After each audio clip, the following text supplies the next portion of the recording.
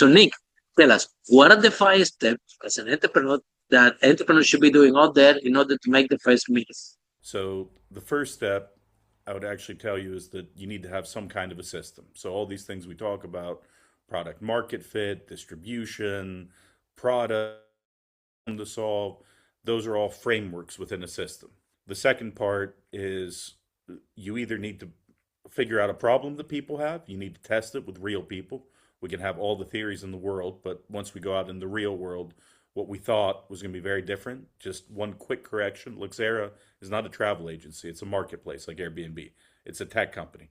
Step three is sales. You really need to start getting to sales. And then step four is you ideally find some kind of a customer that you can either fit into an avatar or you can repeat.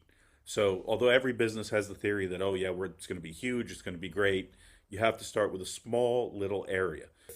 People who are going to conferences in San Francisco who couldn't afford, they couldn't afford a hotel, the hotels were too full, and they were staying in someone else's house. If you look at Uber, it actually started with limousines from the airport, and it did not start with UberX.